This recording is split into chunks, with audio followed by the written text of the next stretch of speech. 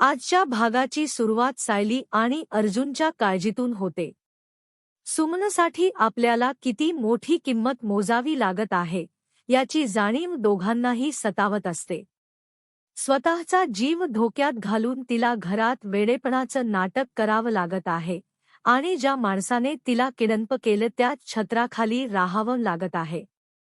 नागराज काकांना आपल्यावर संशय तर आला नसेल ना अशी भीती सायली व्यक्त करते.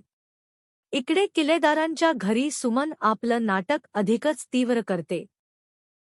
नागराज तिला पूर्णपणे वेडी समजतो आणि हाच गैरफायदा घेत तो आपल्या आयुष्यातील सर्वात मोठा गुन्हा तिच्यासमोर उघड करतो. तो तिला ठामपणे सांगतो की तू कोणाला सांगणार आहेस माझ्याबद्दल?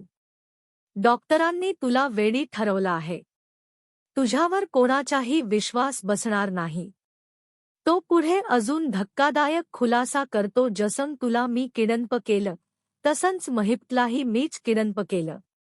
22 वर्षांपूर्वी मीच महिप्तला सुपारी दिली होती. रविराज किल्लेदार आणि त्याचं कुटुंब संपवायचं होतं. मीच या सगळ्याचा मास्टरमाइंड आहे.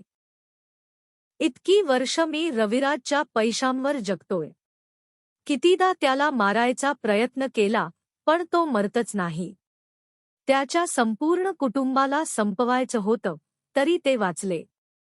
नागराजच्या या थंड रक्ताच्या कबुलीने सुमन हादरून जाते. ज्याच्यासोबत आयुष्य घालवलं तो माणूस इतका क्रूर असू शकतो याची तिने स्वप्नातही कल्पना केलेली नसते. नागराज तिला खोलीत कोंडून निघून जातो.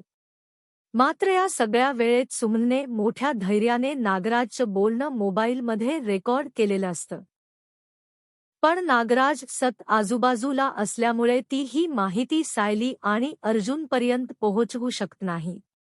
दुसरीकडे ठरला टारमॅगमध्ये सुभेदारांच्या घरी वातावरण थोडं हलकं करण्याचा प्रयत्न सुरू असतो. अश्विन अस्मिताची काळजी घेत असतो. दोघे भाऊ मिळून तिला आनंदी ठेवण्याचा आटोकाट प्रयत्न करत असतात. अस्मिताला हसवण्यासाठी सायली आणि अर्जुन मुद्दाम लटके भांडण करतात. ते पाहून अस्मिताच्या चेहऱ्यावर क्षणभर का होईना हसू येतं. पण मनात ती विचार करते ही दोघं किती सुंदर नातं जपतात.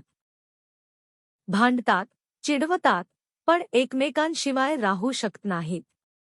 मग माझ्याच नशिबात असं दुःख का?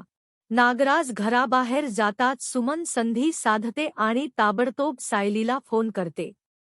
ती थरथरत्या आवाजात सांगते की नागराजने माझ्यासमोर सगळं कबूल केलं आहे.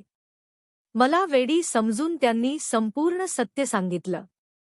22 वर्षांपूर्वी झालेला अपघात त्यांनीच घडवून आणला. नागराज किल्लेदारच या सगळ्याचा खरा सूत्रधार आहे. हे ऐकून सायलीला प्रचंड धक्का बसतो, पण समोर अश्विन आणि अस्मिता असल्यामुळे ती काहीच प्रतिक्रिया देऊ शकत नाही. सुमन बोलत असतानाच अचानक नागराज तिथे येतो. क्षणभर सुमनच्या जीवात जीव राहत नाही. आपलं बोलणं त्याने ऐकलं तर नसेल ना ही भीती तिच्या चेहऱ्यावर दिसते. ती पटकन फोन खाली टाकते. पण नागराज फक्त आपलं घड्याळ घ्यायला आलेला असतो. रेकॉर्डिंगबद्दल त्याला काहीच कल्पना नसते. इकडे अश्विन ऑफिसला निघायची तयारी करत असतो. प्रिया त्याच्या मागे मागे फिरत असते, पण तो तिच्याकडे पूर्णपणे दुर्लक्ष करतो. अश्विनशी वाईट वागलो तर आपल्याला घराबाहेर काढता येईल आणि सुभेदार कुटुंब आधीच आपल्या विरोधात आहे हे ओळखून प्रिया अचानक नम्रपणे वागू लागते. ती त्याच्या पाया पडते. मात्र अश्विनचा संताप अनावर होतो. तो स्पष्ट शब्दात सांगतो, घरातलं अन्न फेकताना तुला काहीच वाटलं नाही का? सगळ्यांना उपाशी ठेवायला निघालीस आणि आता माझ्यासमोर नाटक करतेस. माझ्यासमोर हे चालणार नाही. ही तुझ्यासाठी शेवटची इशारा आहे. प्रिया मान खाली घालून सगळं ऐकून घेते. दरम्यान सायली आणि अर्जुन सुमनबद्दल चर्चा करत असताना कल्पना तिथे येते. ती सायलीला थोडं काम सांगते, पण लगेच लक्षात येतं की अर्जुनलाही तिची गरज आहे. तेव्हा ती म्हणते, तू अर्जुनला मदत कर. घरातलं बाकी सगळं मी पाहते. सायली नम्रपणे उत्तर देते की मला माझ्या कामामुळे तुमच्यावर घराचा भार टाकायचा नाही. यावर कल्पना हस्त म्हणते, तू सगळं करतेस. माझा वकील मुलगा डोक्याने विचार करतो, पण तू मनाने विचार करतेस. म्हणूनच त्याची सगळी कामं यशस्वी होतात. अशा प्रकारे सासूसुनेचं हे नातं परस्पर आदर आणि कौतुकाने अधिक घट्ट होत जातं.